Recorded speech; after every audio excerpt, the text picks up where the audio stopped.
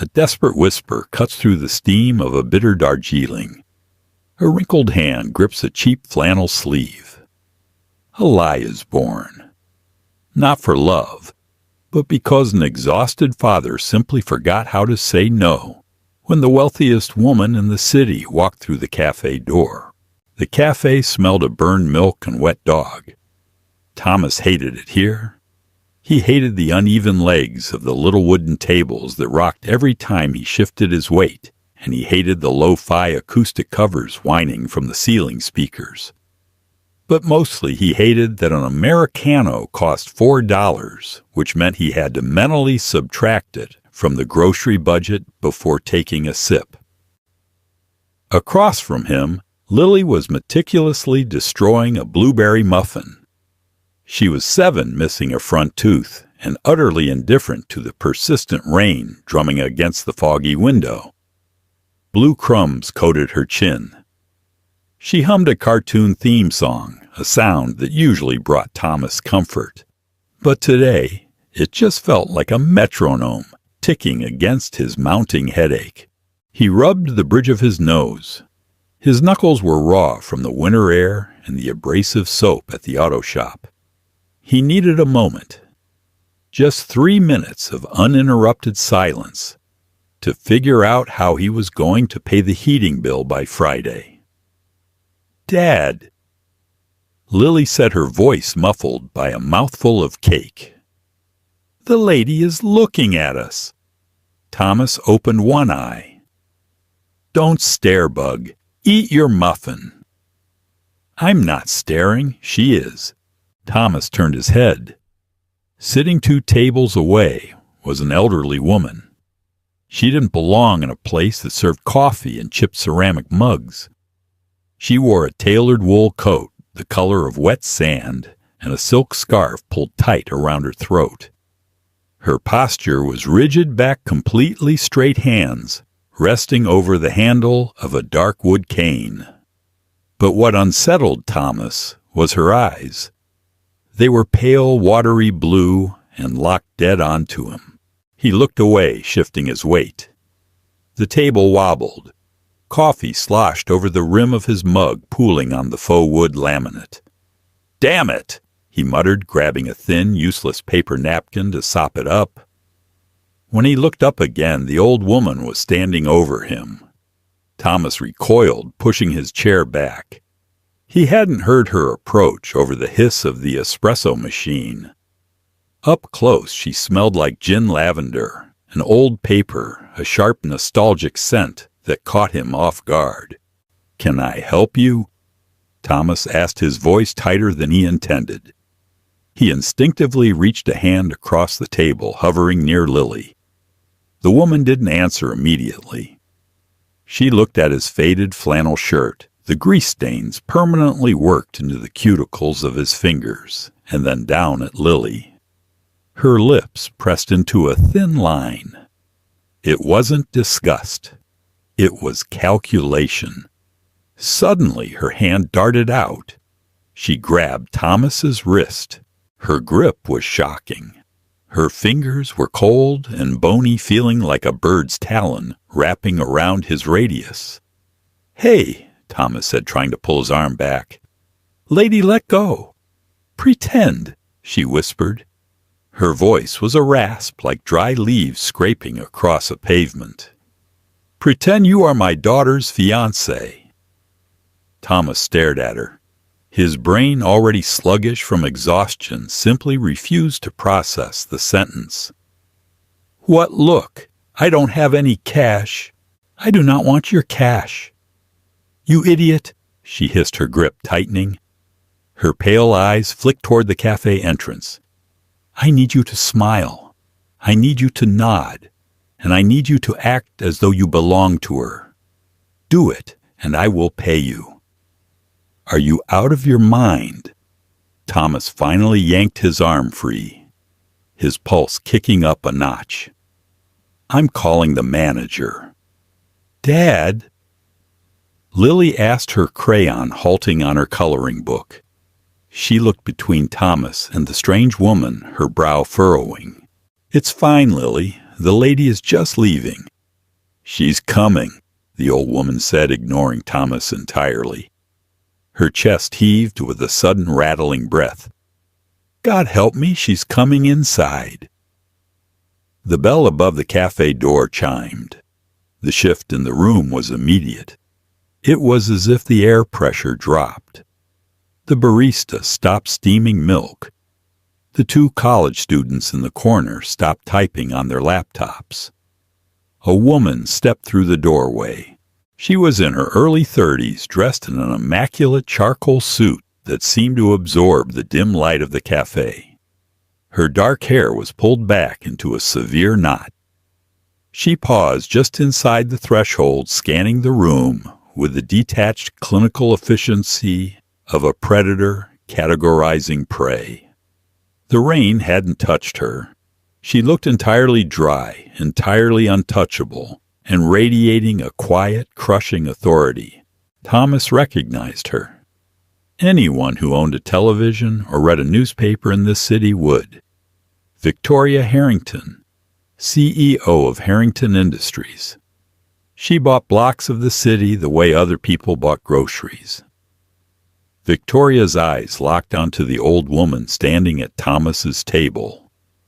A muscle in her jaw feathered. She began walking toward them, her leather heels clicking against the linoleum floor in a slow, deliberate rhythm. "Mother," Victoria said. Her voice was smooth, cultured, and devoid of any warmth. It sounded like ice cracking. "You gave your security detail the slip again. They are panicked. Do you have any idea how much of a liability this is?" The old woman Beatrice didn't flinch. She leaned heavily on her cane and turned to face her billionaire daughter. "I am not a toddler, Victoria," Beatrice snapped. "I was merely having a quiet afternoon with my future son-in-law." Victoria stopped dead. Her eyes dark and flat slid from her mother to Thomas. Thomas sat frozen. His hand was still resting on the damp napkin. He had a smudge of grease on his cheek. His 6-year-old daughter was staring open-mouthed, a piece of blueberry suspended on her lip.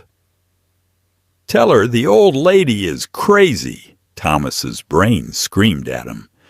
"Tell her and get out of here." But Beatrice's hand dropped from her cane, her cold fingers finding Thomas's shoulder. The pressure was agonizingly desperate. It wasn't a threat. It was a plea.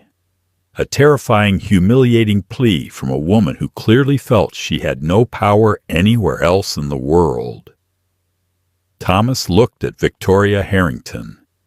He saw the utter contempt in the billionaire's eyes. She was looking at him the way he looked at the rust under a broken-down sedan. A piece of trash to be scraped away. Something ugly and cynical flared in Thomas's chest. A petty defiance born of too many overdue bills and too many rich people cutting him off in traffic. He didn't correct Beatrice. Instead, he forced a tight, imperfect smile, wiping his dirty hand on his jeans. "Hey," Thomas said, his voice coming out a little rough. "Nice to finally meet you, Victoria." Silence descended over the sticky little table. It was thick and heavy, suffocating the ambient noise of the cafe. Victoria did not extend her hand.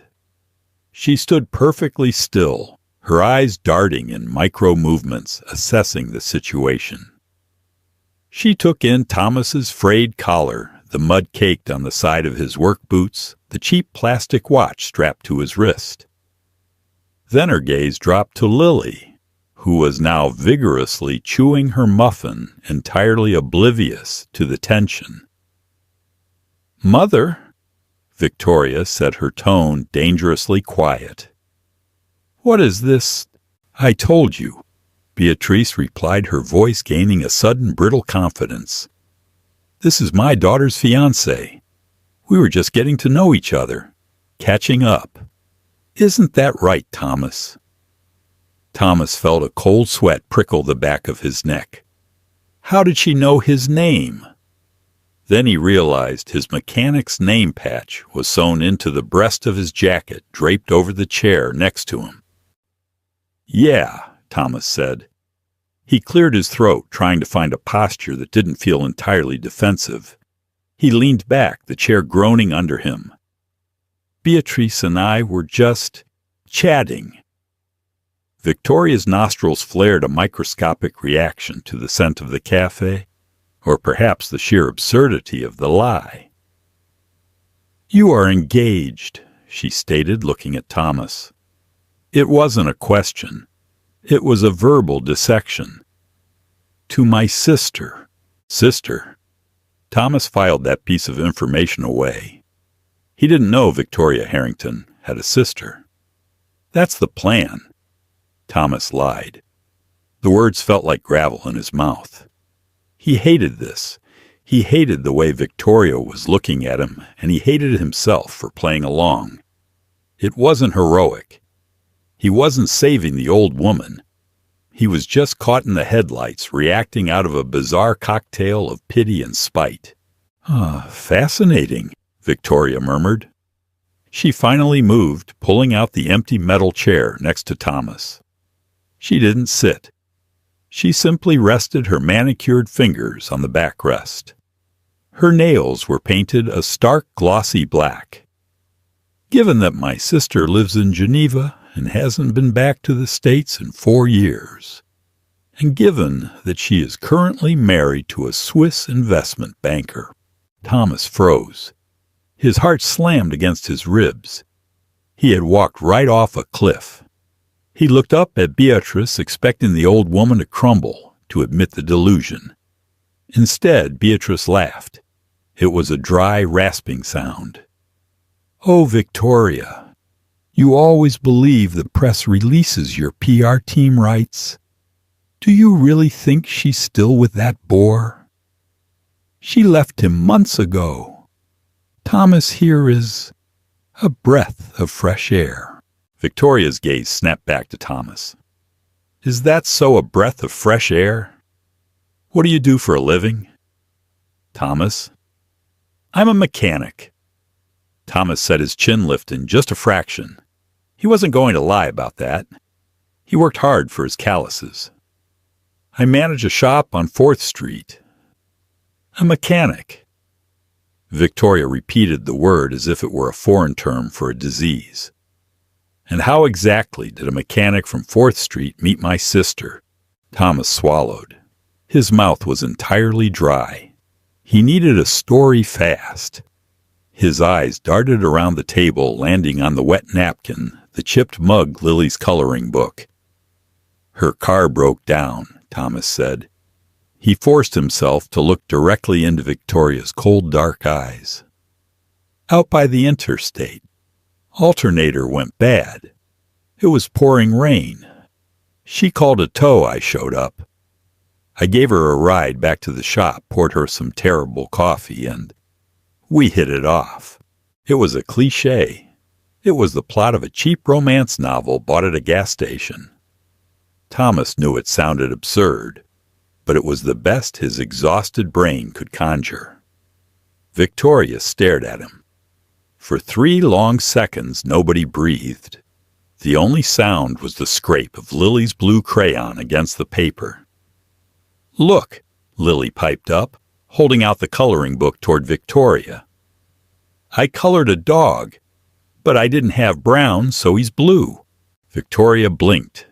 She looked down at the child, a flicker of genuine shock momentarily breaking her icy facade. It was as if she hadn't truly registered that the small creature at the table was human. That is very blue, Victoria said stiffly. Are you the aunt? Lily asked, tilting her head. Dad said we were meeting Auntie today. Thomas nearly choked on his spit. He hadn't said anything of the sort. Lily was improvising, merging the strange old woman's story with whatever fragment of a conversation she'd half heard earlier that morning about running errands. Beatrice's hand tightened on Thomas's shoulder, a silent pulse of triumph. See, the child even knows.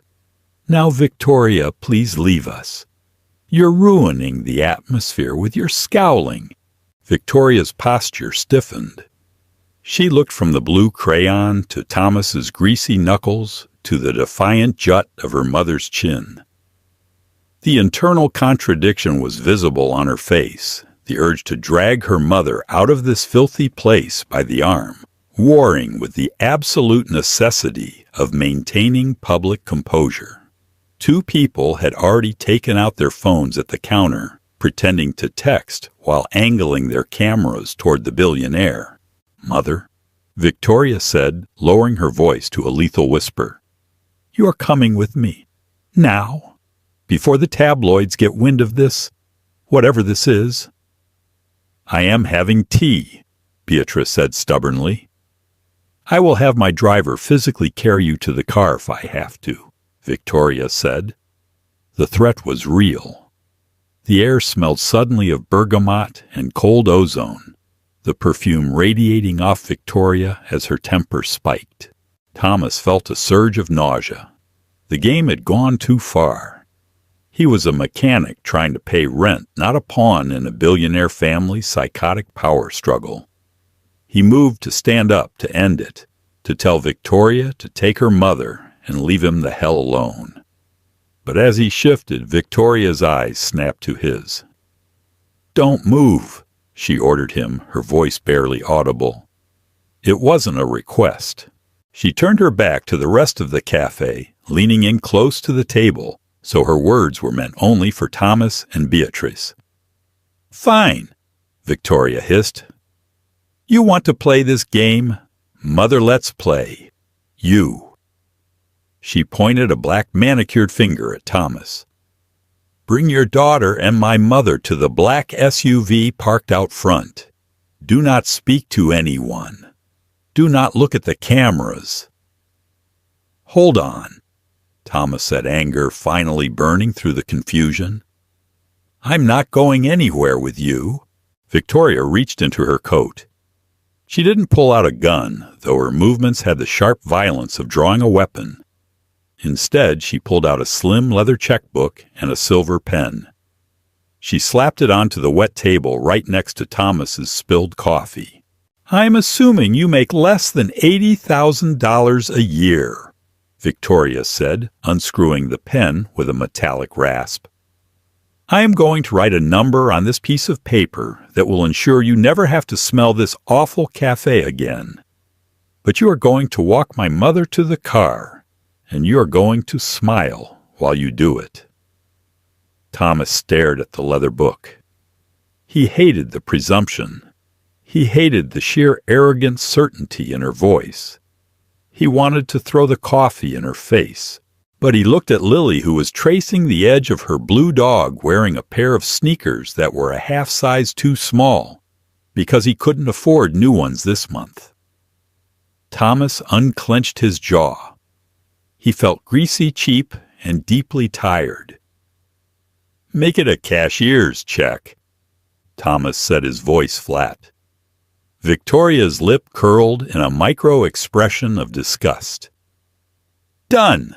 The interior of the SUV was a different world. It didn't smell like rain or cheap coffee. It smelled of conditioned leather, expensive air purifiers, and wealth. The heavy doors shut with a solid hermetic thud, instantly severing them from the noise of the city outside. Beatrice was seated in the far back, already pouring herself a drink from a crystal decanter hidden in the armrest. Her earlier frailty entirely vanished. Lily was beside her, mesmerized by the glowing blue ambient lights outlining the ceiling. Thomas sat opposite Victoria in the middle cabin. The space between them was barely 2 feet, but it felt like a canyon. Victoria had her tablet out before the car even merged onto the avenue. Her fingers flew across the screen, firing off emails or calculating stock indices Thomas didn't know or care. She hadn't looked at him since they got in. He took the opportunity to study her. She was terrifyingly immaculate. There wasn't a hair out of place. Her watch a platinum. Patek Philippe caught the passing streetlights. He did the mental math. That watch was worth his shop. Not just the lease, the building, the tools, the inventory, and his own life insurance policy combined. "So," Thomas said, breaking the suffocating silence. He rubbed his calloused palms against his denim thighs. "How much trouble am I in?" Victoria didn't look up from her screen. "Legally none. I have no grounds to sue you for indulging an elderly woman's dementia in a public setting. Yet," Thomas bristled, "dementia? Is that what this is? Because she seemed pretty sharp to me." Victoria finally lowered the tablet. The look she gave him was hollow, devoid of the fiery anger from the cafe. Now she just looked incredibly, profoundly exhausted. It was a look Thomas recognized. He saw it in the mirror every morning at 5 a.m. "My mother," Victoria said evenly, "is suffering from early-stage vascular dementia. It comes and goes. When she is lucid, she is the sharpest woman on the eastern seaboard. When she is not, she believes she is fixing the life of a daughter she pushed away a decade ago." Thomas swallowed the anger leaking out of him, replaced by a sudden heavy guilt. "I didn't know. She grabbed me. She asked me to play along." "And you did," Victoria noted, her eyes dropping to his cheap boots. "For money. I did it because she looked terrified." Thomas snapped, his pride rearing up. "The money just made dealing with you slightly more palatable." A beat of silence passed. Victoria's expression didn't change, but her fingers stopped moving on the tablet. $10,000, Victoria said, "for 30 minutes of your time. You walk away, you never speak to the press, and you never come near my family again." Thomas stared at her. 10 grand. It would clear his shop's debt. It would buy Lily new winter clothes, fix the heater in the apartment, and leave enough for a buffer. It was life-changing money. He felt a hot knot of shame in his stomach. He was selling out. He was taking hush money from a billionaire to ignore a sick old woman. "I'm not a blackmailer," Thomas said quietly. "I never said you were. I am paying for a service rendered. Crisis management." Victoria reached into her briefcase, pulling out a thick cream-colored envelope. She held it out to him. "Cash. Unmarked. Untraceable. Take it, Thomas." Thomas looked at the envelope. He could smell the crisp ink of the bills inside. He felt his hand twitch. "Why did she do it?" Thomas asked, not taking the money yet. "Why a mechanic? Why me?" Victoria sighed a short, sharp exhalation through her nose. She turned her head, looking out the tinted window at the blurring city lights.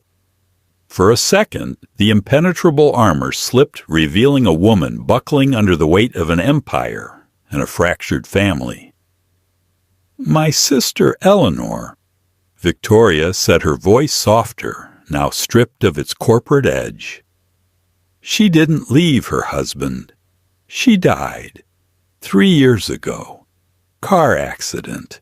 Thomas felt the breath leave his lungs. He looked toward the back of the SUV, where Beatrice was demonstrating to Lily how to clink a crystal glass.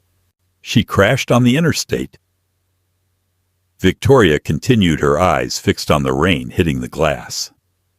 "A mechanic pulled her out of the wreckage before it caught fire. He held her hand while she died. My mother, her mind is fracturing. She's trying to rewrite the ending. She wants the mechanic to have saved her. She wants the mechanic to have married her. She saw your name tag. She saw the grease on your hands." Thomas sat paralyzed. The faint smell of burned milk and cheap coffee that clung to his clothes suddenly felt suffocating. He wasn't a random prop. He was a ghost. Victoria turned back to him, her eyes hard again, the vulnerability locked away behind a vault of titanium. She thrust the envelope closer. "Take the money, Thomas. My driver will drop you at your shop. This never happened." Thomas looked at the envelope. He looked at the woman offering it, a woman who bought silence because she didn't know how to grieve loudly. He reached out. His thick-scarred fingers brushed against her perfect manicured hand. Her skin was freezing. He took the envelope. It felt heavy. Too heavy. "I'm sorry," Thomas muttered, looking down at his boots. Victoria opened her tablet again, dismissing him. "Don't be. You got paid. That's all that matters in the end." The rain had turned into a steady freezing drizzle by the time the black SUV pulled up to the curb on 4th Street. Through the tinted window, Thomas stared at the cracked, illuminated sign of his shop. Miller Auto. The M had burnt out 3 months ago, leaving it to buzz a dull, sickly orange in the gloom. Compared to the hermetically sealed luxury of the vehicle, his world looked like a rotting tooth. "Wake up, Bug," Thomas muttered gently, shaking Lily's shoulder. She had fallen asleep against the leather armrest, a thin trail of drool connecting her cheek to the expensive upholstery. She blinked her blue eyes bleary and wiped her mouth with the back of her sleeve. Thomas pulled the handle. The heavy door swung open, letting in the sharp smell of wet asphalt gasoline and the distant metallic screech of the elevated train. Before he could step out, Beatrice's hand darted across the seat. Her grip was weaker this time, trembling slightly as her fingers caught the edge of his denim jacket. Thomas froze. He looked back at her. The sharp, terrifyingly lucid woman from the cafe was gone. In her place was an impossibly frail, hollow-eyed shell. She looked entirely consumed by the leather seat, a fragile bird trapped in a dark cage. "Take care of her," Beatrice whispered. Her voice was thin, rattling, like dry seeds in a gourd. "She always drove too fast. She never listened to me. Tell her to slow down." Thomas felt a cold block of concrete settle in his stomach. She was talking about Eleanor, the dead sister, the ghost he was currently being paid to impersonate the savior of. He glanced at Victoria. The billionaire was staring straight ahead at the partition glass. Her jaw was locked so tight the muscle fluttered, but she wouldn't look at her mother. She wouldn't look at Thomas. She was completely, totally checked out. "I will," Thomas said. The lie tasted like copper. "I'll make sure she slows down." Beatrice nodded, her eyes drifting shut.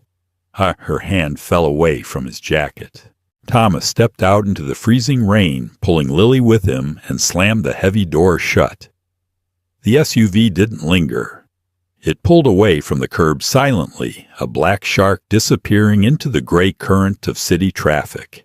Inside the shop, the air was thick with the smell of old engine oil, stale rubber, and the damp cold that seeped up through the concrete floor. His junior mechanic, a kid named Dave, was hammering a stubborn brake rotor in the second bay. The rhythmic clack, clack, clack of metal on metal echoed off the cinder block walls. Thomas walked into his cramped office. He shut the door, cutting off the noise of the garage. He set Lily up at his desk with her coloring book, then turned his back to her, facing the pegboard covered in grease-stained invoices and final notices. He reached into his coat pocket and pulled out the cream-colored envelope. It was thick. It felt entirely wrong in his hands, like a stolen wallet. With thumbs blackened by years of grease, Thomas broke the seal. He pulled out the stack of bills. Hundreds. Crisp, uncirculated, smelling faintly of bank vaults and ink. $10,000. He stared at the money. His chest felt tight, the air refusing to reach the bottom of his lungs. He should have been ecstatic. This was salvation. This was the commercial rent paid for the next 6 months. This was the overdue heating bill for the apartment. This was the grocery budget completely unstrangled. He peeled off a single $100 bill. It felt stiff. He looked at his hands, at the permanent grime etched into his fingerprints, the burn scars on his forearms from hot exhaust pipes. He worked 50 hours a week to scrape together enough to barely survive, and he was exhausted to his very marrow. And yet this money handed to him by a woman who looked at him like he was a stray dog felt filthy. He had sold his face to a grieving mother's delusion. He was a paid actor in a tragedy he didn't understand. "You have a kid," he told himself savagely, gripping the edge of the cheap plywood desk. "You don't have the luxury of pride." He shoved the money back into the envelope and locked it in the bottom drawer of his filing cabinet. He turned around. Lily was humming again, meticulously coloring a brown dog with a green crayon. "Hey, Bug," Thomas said, his voice coming out a little gravelly. He cleared his throat. "We're going to the mall tonight. Getting you those new boots." Lily looked up, her eyes widening. "The pink ones, with the fur." "Yeah," Thomas said, forcing a smile that didn't reach his eyes. "The pink ones." 3 days later, the pink boots squeaked across the linoleum floor of the apartment. Squeak, squeak. Every time Thomas heard the sound, the knot in his stomach tightened. The heating baseboards clicked and hissed, radiating a glorious, expensive warmth into the living room. The fridge was stocked with fresh produce instead of boxed mac and cheese. The money had worked. It had fixed the immediate, terrifying problems of his life. But it left a low, persistent hum of guilt right behind his sternum. He couldn't shake the smell of Victoria Harrington's expensive bergamot perfume, or the terrifying, desperate grip of Beatrice's cold fingers. He felt like a grave robber walking around in the dead's jewelry. Thursday morning brought a break in the rain, leaving the city air feeling scraped raw and smelling of wet trash. Thomas was underneath a rusted-out Honda, struggling to break a C suspension bolt. Rust flakes rained down on his safety goggles, mixing with the sweat on his forehead. He grunted, throwing his weight into the wrench. The bolt didn't budge. "Thomas," the voice cut through the hiss of the air compressor and the tinny radio playing in the corner. It wasn't Dave. It was female, sharp and tightly controlled. Thomas dropped the wrench. It hit the concrete with a loud clang. He rolled out from under the car in his creeper, wiping his greasy hands on a red shop rag. Victoria Harrington was standing in the middle of his garage. She looked violently out of place. She wore a long camel hair trench coat over a black silk blouse. Her expensive pointed heels were planted firmly on a dark stain of transmission fluid. But the impenetrable armor from the cafe was fractured. Her dark hair, usually pulled into a severe, perfect knot, had loose strands falling across her neck. The dark circles under her eyes were prominent, unhidden by makeup. She didn't look angry. She looked thoroughly, deeply hollowed out. "I thought we had a transaction," Thomas said, sitting up. He didn't offer her a chair. There weren't any clean ones anyway. "I thought I was never supposed to see you again." Victoria didn't flinch at the hostility. She just looked at him, her dark eyes entirely flat. My mother stopped eating on Tuesday, Victoria said. Her voice lacked its usual boardroom projection.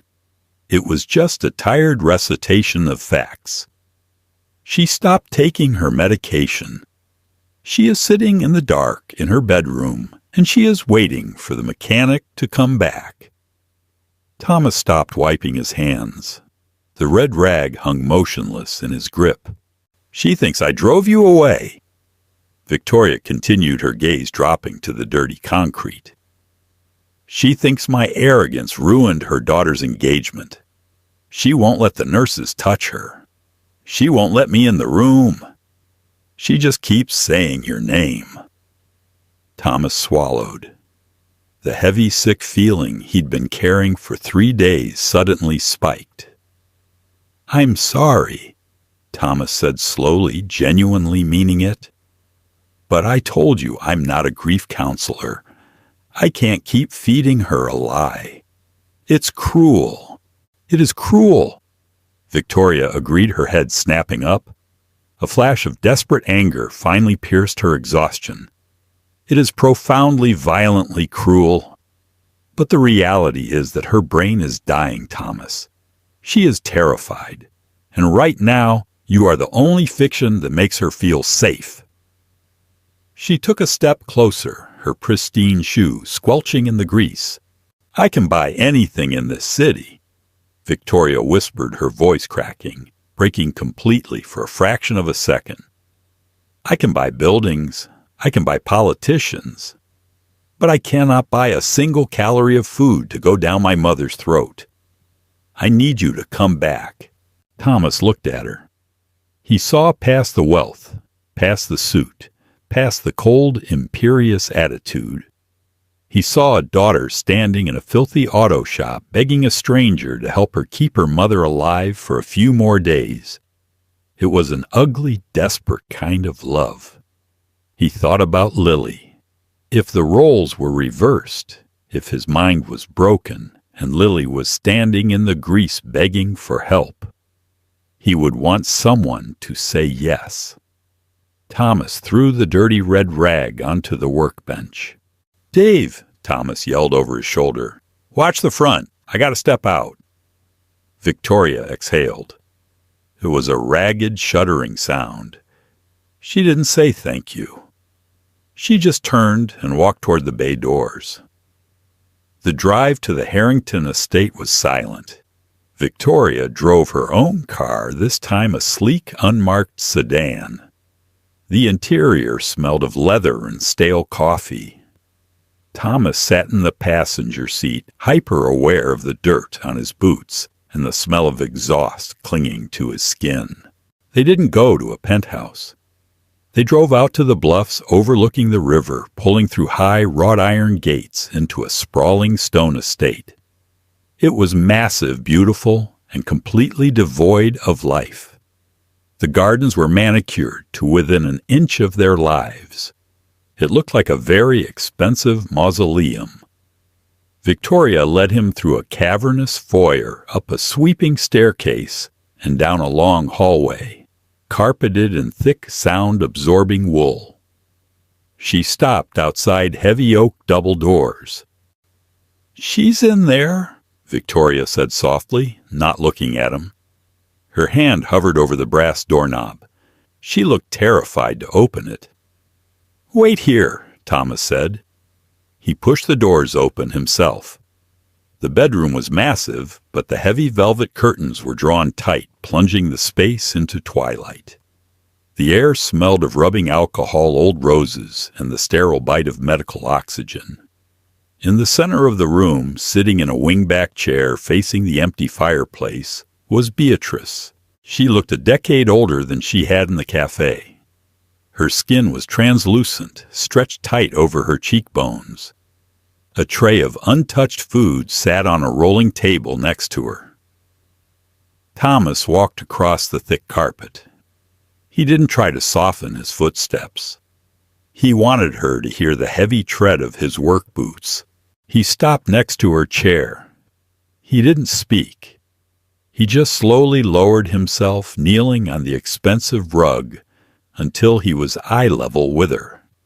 He reached out and placed his large, calloused, permanently grease-stained hand over her frail, trembling one. The physical texture was jarring rough grit against fragile paper. Beatrice turned her head slowly. Her pale blue eyes focused on his face, then drifted down to his dirty hand covering hers. A profound, shuddering sigh escaped her lips. "You came back," she whispered. "I'm here, Beatrice," Thomas said. His voice was low, steady. He wasn't pretending to be the fiancé. He was stripping the lie down to the only part that mattered. "She was so scared," Beatrice said, tears suddenly spilling over her lower lids, tracking through the deep wrinkles of her face.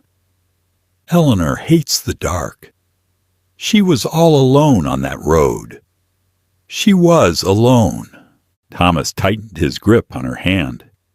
He anchored himself to the cold reality of the room, pushing aside his own discomfort. He pulled from the darkest, most terrifying corner of his own heart the fear of leaving Lily alone in the world. She wasn't alone. Thomas lied. The words were quiet, but they carried the heavy, unshakable weight of absolute conviction. "I was there. I pulled her out. She was resting against my chest." Beatrice choked on a sob, her fingers curling weakly around his thumb. "Did she cry?" "No," Thomas said, looking directly into her watery eyes. He let the raw, imperfect emotion bleed into a tone. "She wasn't shaking. She wasn't in pain. Her hand was cold, but she held onto me tight. She told me to tell you that she wasn't afraid. And she told me to tell you that she loved you."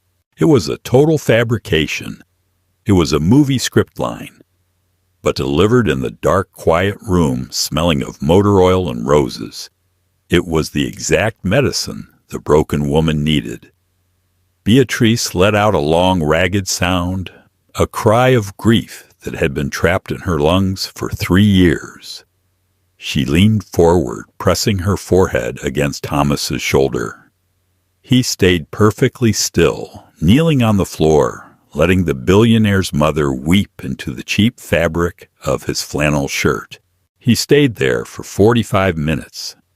He didn't move until her crying subsided into slow, rhythmic breathing, and she fell asleep in the chair. Thomas stood up slowly. His knees popped in the quiet room. He carefully laid her hand back in her lap. He walked to the rolling table, picked up a piece of dry toast from the untouched tray, and left it right on the edge of her side table, where she would see it when she woke. He walked out of the room, pulling the heavy oak doors shut behind him with a soft click. Victoria was leaning against the hallway wall. She had slid down until she was sitting on the floor, her arms wrapped around her knees, her expensive silk blouse wrinkled. She had heard everything. Her face was streaked with ruined mascara. She didn't look like a CEO. She looked like a kid who had just survived a car crash of her own. Thomas looked down at her. He didn't feel anger anymore. He just felt a deep, bone-weary understanding of the terrible things people do to survive their own pain. Victoria looked up at him. She swallowed hard, wiping a trembling hand across her cheek. She didn't reach for her checkbook. She didn't offer him another envelope. She understood finally that this wasn't a transaction. "Thank you," Victoria whispered to the empty hallway. "Take care of her, Victoria," Thomas said quietly. He didn't wait for a response. He turned and walked down the long carpeted hallway, his heavy boots making no sound, heading back out into the freezing rain, back to the grease, back to the squeaking pink boots, and back to the messy, imperfect reality of his own life. If Thomas's heavy choice and Victoria's quiet desperation resonated with you, hit that like button to support the channel. Share this video with someone who loves raw, deeply human storytelling that skips the cliches. Don't forget to subscribe and turn on notifications so you never miss our next emotional deep dive.